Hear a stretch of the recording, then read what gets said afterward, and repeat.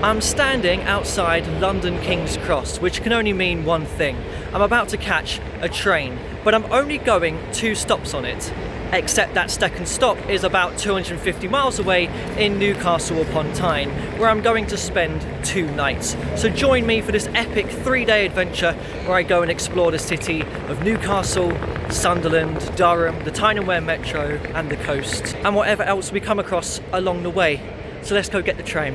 Good morning, this service will be arriving on platform 3 at Newcastle station. So I've made it to Newcastle, where I want to jump on the Tyne Wear metro straight away.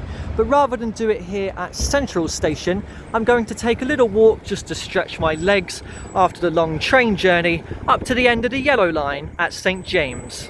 This walk allows me to see some of the old town walls that would have encirculated Newcastle. It's very cool that such a huge chunk of it remains, but I've made it up to the St James Park Stadium, which means the metro stop is around here. First impressions is that this instantly reminds me of Merseyrail because it has underground stations in the city centre and a very yellow colour scheme. But it also reminds me of the DLR because of its distinctive front and back seats. However, there are new trains being introduced to the network right now, and they no longer have this prime seat, so I'm going to make the most of it on the journey today. So the first station I'm calling at is Wallsend, which is the only one to have signs in Latin. So Segedunum is the Latin for strong fort, whilst the English name of the station, Wallsend, depicts the fact that this is the very end of Hadrian's Wall.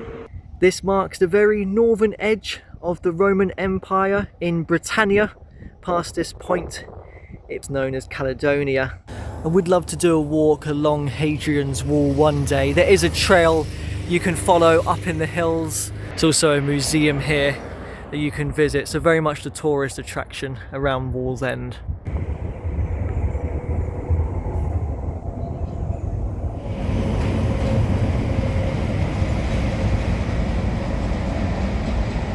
So I'm travelling today with a day ticket that allows me through all of the zones. It costs £5.90, which isn't too bad, and actually a very similar price to a Merseyrail day ticket. But what it also allows me to do is catch the ferry between North Shields and South Shields. So this is the second station I've come to. Wow, there's records dating from 1377 that a ferry service operated between North and South Shields.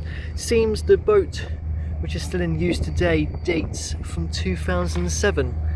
So let's take a ride on it. So it takes about 7 minutes to cross the River Tyne over to South Shields. And I'm not going to hang around there, I'm going to catch the ferry straight back as I'm going to focus on South Shields tomorrow. Today we're just focusing on the northern side of the metro. By North Shields, see you in about 20 minutes. Made it on over to South Shields. Seems the Tyne is very industrial in between here and Newcastle.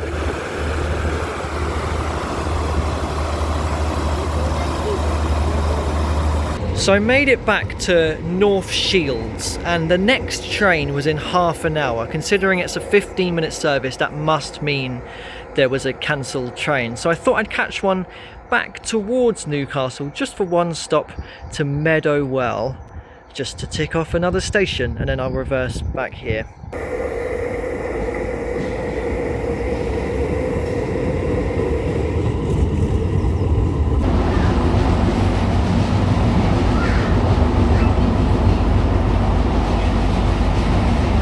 So I finally made it to where I wanted to be, Tynemouth station. Now, a lot of light rail systems across the country, this being the first one, the Tyne Wear metro, are built along the alignment of old railway lines, and Tynemouth here has all the earmarkings of a former railway station, all the way from its canopies to its old signs.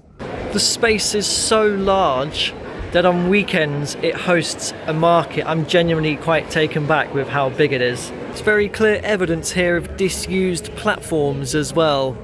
shows the difference in time. Now people are parking their cars on the track bed to come visit the market rather than come by train. When the Tyne Wear Metro first opened in 1980, this was the original terminus of the line. But the section I've travelled on so far through Wallsend didn't open until 1982. And as the name of the station suggests, the mouth of the River Tyne is nearby. So let's go and see it as we head to the coast. Wow, what a fantastic old castle to mark the very end of the River Tyne. I love that you can see the remnants of a moat that would have been very deep here too. It's so impressive to see the castle built right on the very edge of the coastline. Right, well, if given the opportunity, I'm definitely going to go down to the beach and chill out down there for a little while.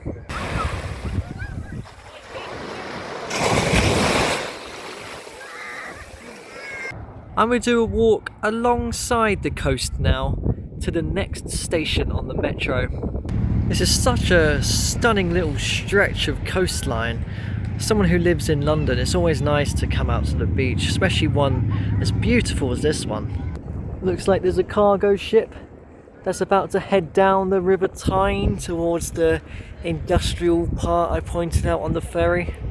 I do think there are little caves at this point along the walk. If it was low tide, that would be very cool to go down there and have a look at.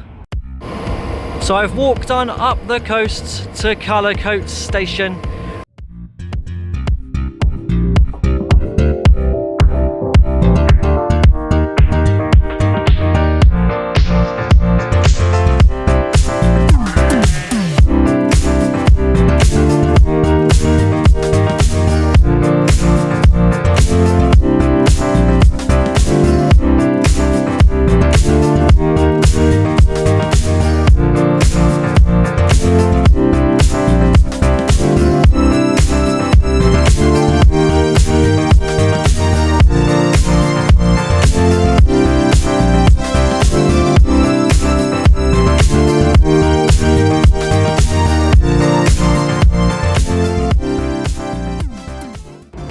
So this is a bit weird. I've come to the airport and I'm just gonna head back out on the same train just for the sake of being a completionist and riding all parts of the metro.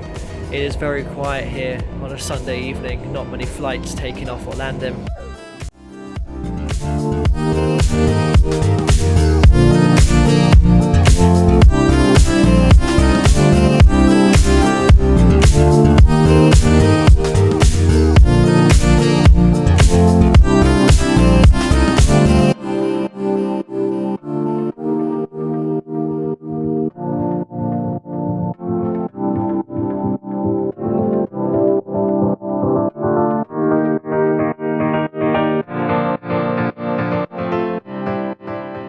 So on the return journey, I've bailed at Jesmond.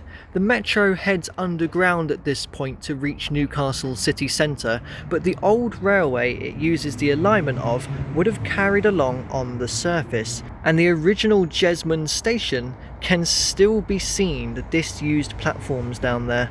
Even the old station building has been turned into a pub called The Carriage, and there is indeed an old carriage here beside the pub. Made it to Monument, the busiest station on the Tyne Wear Metro. And yes, there is an actual monument here commemorating a Charles Earl Grey. Right, I'm gonna go find my hotel, check in, come back out, get some food and have a little wander around Newcastle city centre. As has become almost tradition when visiting a new city, you've got to come and have a look at its cathedral. And of course, seeing as it's right next door, I'll come and have a look at the remains of Newcastle's castle as well. I've come down to the River Tyne to end my day here in Newcastle with its numerous bridges spanning the river. The most notable, most iconic one probably being the green one over there, the Tyne Bridge itself. Well, what a fantastic first day that was exploring Newcastle. I guess I'll see you back here tomorrow for day 2 because there is more of the Tyne Wear metro I have not explored on the south side of the Tyne. Cheltenham Spa, Bristol Parkway. So just like with the ferry between North Shields and South Shields, an all zones metro ticket does allow you on regular rail services between Newcastle and Sunderland. So I thought I'd catch one this morning just to tick off an intermediate station.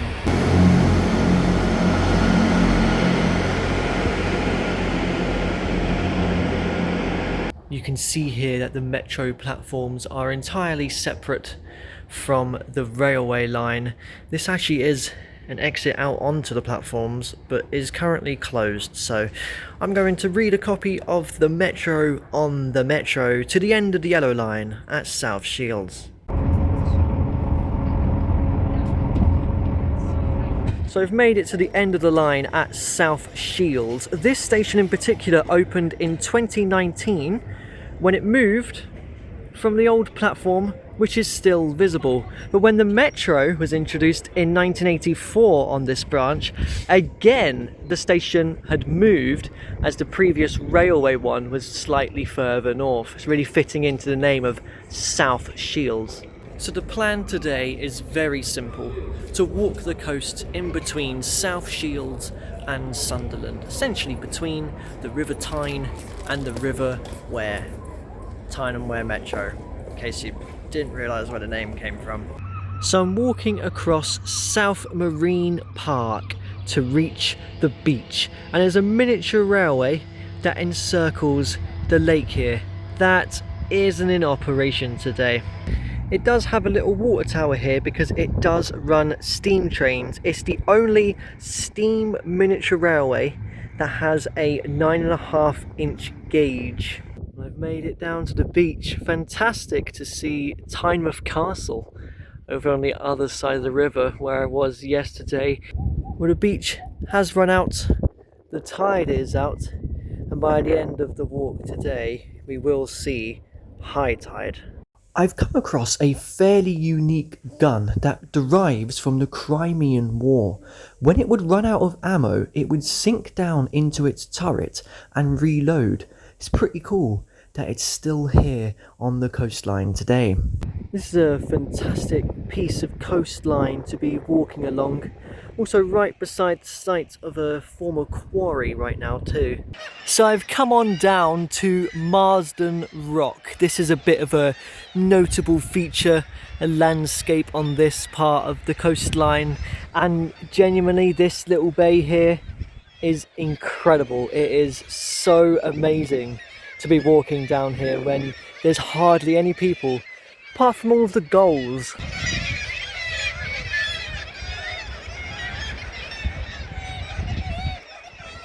I can't believe that they're all just perched up there like that. I've never seen anything like it. I can't get over it. They're all the way along. There's genuinely a couple of thousand, I would say, without a doubt. That is such an imposing structure, Marsden Rock. It's amazing. It does look like you can go underneath it at low tide. It does look like there's little caves down there. I might try it, but I also worry this might be a bit wet and slippery. We'll give it a go. Well, I've made it across. This is incredible. You can come right up to it. I do genuinely think this might be my new favourite bay of all time. This is just really, really cool. I worry if that tiny little bit crumbles, how much of this is going to crumble with it. Oh wow. Marsden Rock. I can't believe this. This might be one of the best little discoveries I've ever come across on a walk. I guess I better go right across all of them rocks again to reach the beach.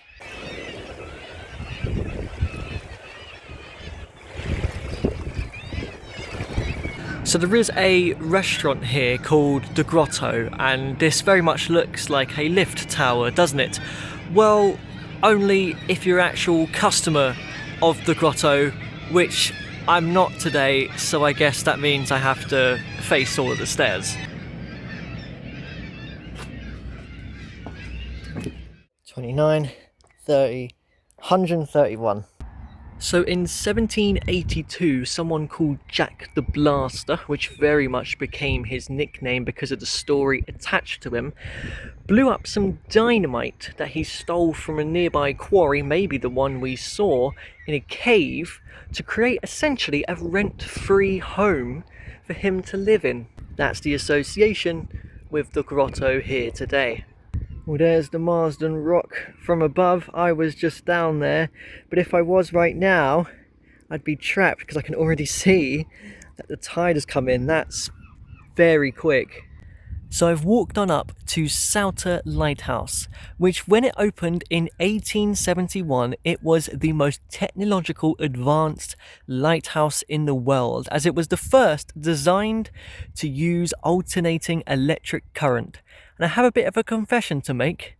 I almost fell down the stairs inside it once. So a little bit of backstory. Many years ago, my nan lived in Sunderland, and a decade ago, in 2015, she took me to Roker, spent a couple of nights in a B&B down there, and we visited her old house, Marsden Rock, and other places around here. And afterwards, we did the little walk over to the lighthouse here, where I went inside. I remember I went over to have a look at some sort of poster that was on the wall, and it was right at the very top of the stairs. I didn't realise, and I almost fell down them. But it's absolutely fantastic to be back here now. I don't quite remember Marsden Rock, but I remember the walk over here, and it's just great to kind of be reliving those memories.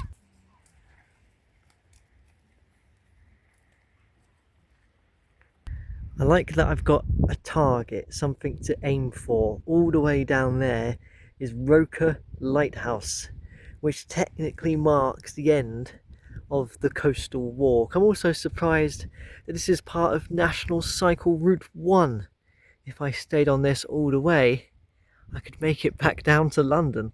Now that I've made it down to a beach again, I wasn't going to travel 300 miles or whatever I've done and not at least go into the sea, even though it's bloody freezing. I'm regretting it. I suspect two things.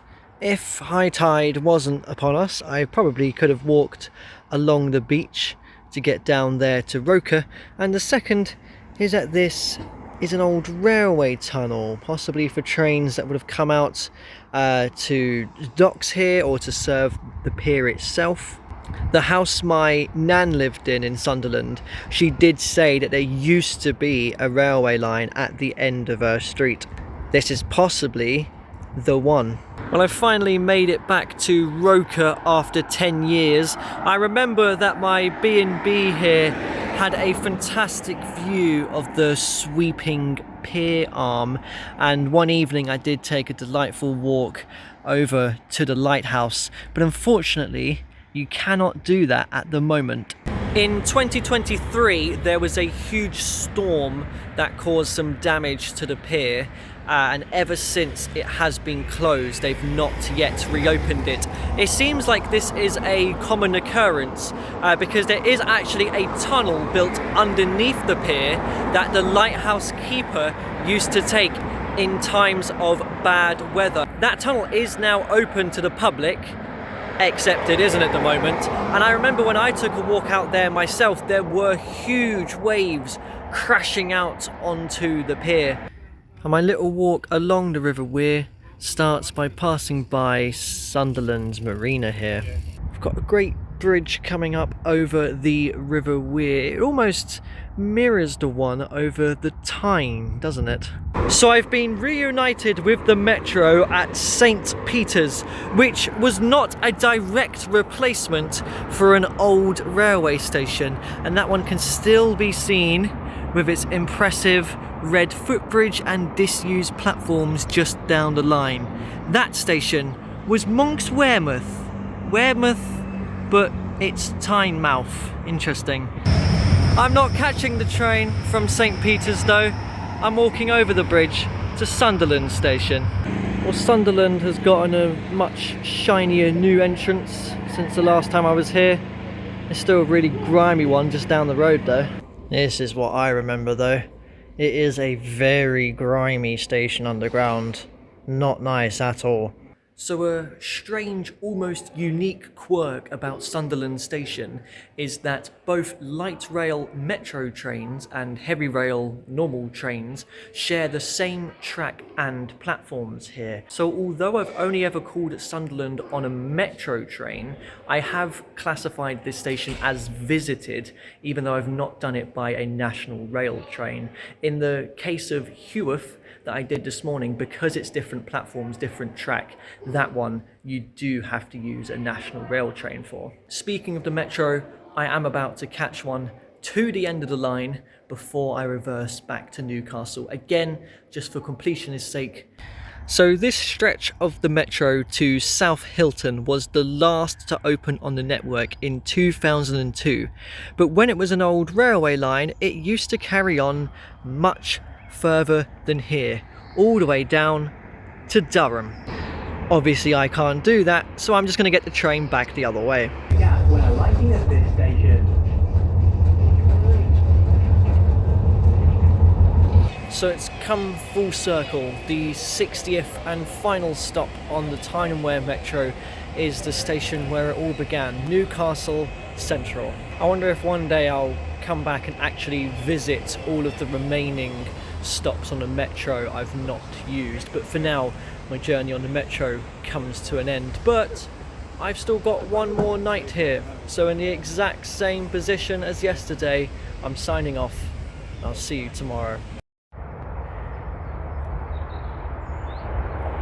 With a wingspan of 54 meters and made out of over 200 tons of steel, the Angel of the North has stood in this spot since 1998. I'm surprised, I thought it would be longer than that. I knew it would be big, but standing here, even I'm impressed by just the sheer size of it.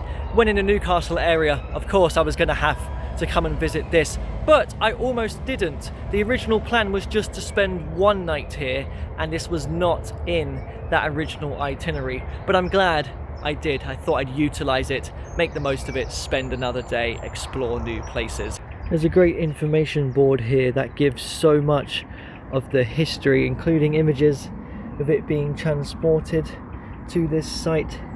Loads of little facts about it. This is the Angel 21 service to Chesterley Street. So the appropriately numbered Angel 21 bus runs between Newcastle and Durham, but some services only go as far as Chesterley Street, which is fine because there's a station here I've not used before. I've not been on one of these trains before. In fact, I've only ever done one Trans-Pennine Express journey, and it was a return from Grimsby to Cleethorpes. Now I know from passing through on the train before at Durham, you get a fantastic view of its castle and cathedral, so I thought I'd come down here to spend the afternoon in the city. Well, I've descended down from my viewpoint of the city up in Wharton Park, and I'm now passing underneath another impressive viaduct.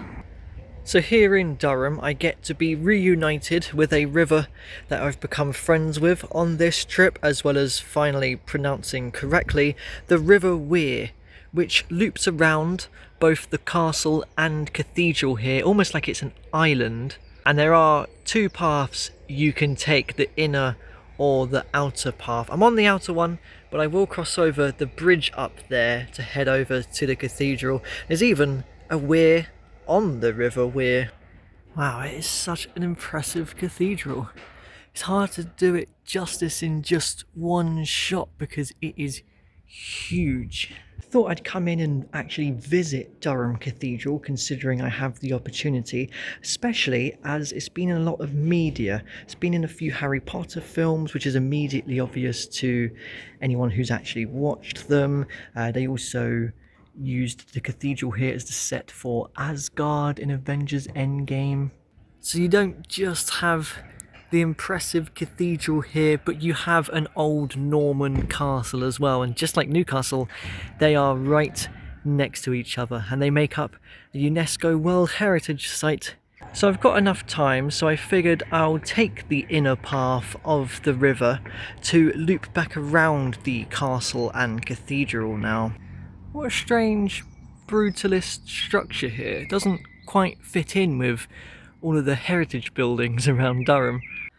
Passing under the bridge I initially took from the riverside path to the cathedral. Now I'm just on the other side of the river. Well, my riverside walk comes to an end. My exploration around the discoveries of Durham too. I gotta cut through the town back to the station now. Love Durham. Don't like how steep it is back to the station though, that was exhausting. The plan now, I'm just simply going to visit some new stations for the end of my adventure, starting with a little walk from Newcastle station to one of them.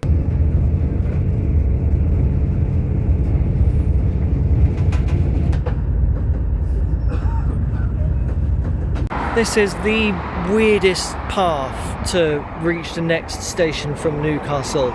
I wouldn't recommend taking this. I can see it though. It's just over there. Welcome to Manors. So I've made it to Manors, which is pretty much the only other station in and around the Newcastle city centre area. So it's kind of no surprise that this is the least used station in Tyne Wear.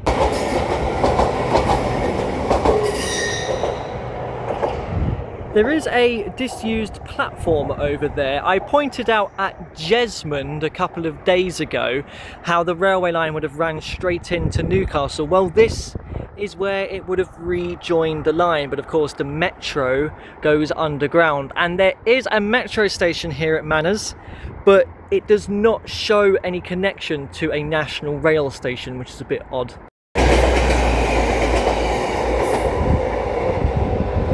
Why is there a bike rack here? Poor cyclists having to log their bikes over this small footbridge. Why is there not one on the other side? So it seems like a lot of cities have very awkward stations like this that are one away from their main central hub, because Birmingham has Bawdsley, which only gets one train a week on a Saturday. I have done that one. It's like an island platform like this. Manchester has Ardwick, which I've not done. That gets an extremely limited service. That has a weird little footbridge like this as well, I think. And Newcastle has Manors.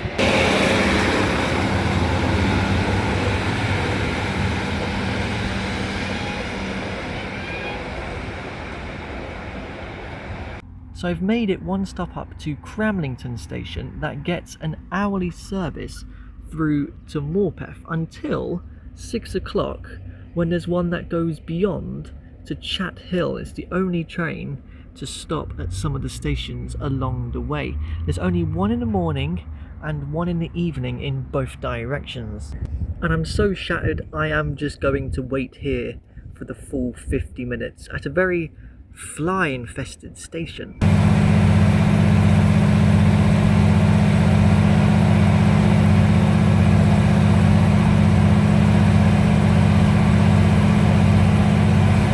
So I've made it to Chat Hill, one of the most awkward stations in the country, and it's a really weird stretch of railway as the next stop up is Berwick-upon-Tweed, but there is no direct train linking the two. Because of a 13-minute delay, that really hit into my 20-minute turnover, and also meant I didn't get any delay repay money back, so I wasn't going to chance crossing the level crossing to get a better shot of the old signs, one of which suggests an old railway branch to Seahouses.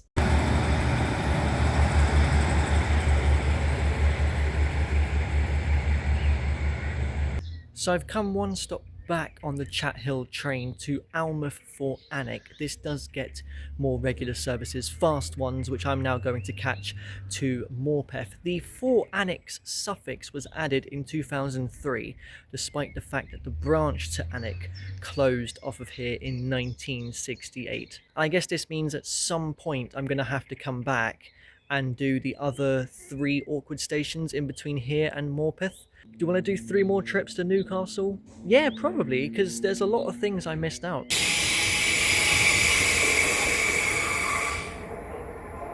Pretty cool to see this old map here at Morpeth Station, which shows that there used to be a lot more on the line up towards Chat Hill. So I could have stayed on that train all the way back to London King's Cross, but I've decided to jump out of Morpeth and wait an hour for the Lumos service. Because cheaper, I also get to tick off the station, and it allows me to have a little explore of the town, like climbing Har Hill here during sunset, which gives me a view over to a little castle over there as well.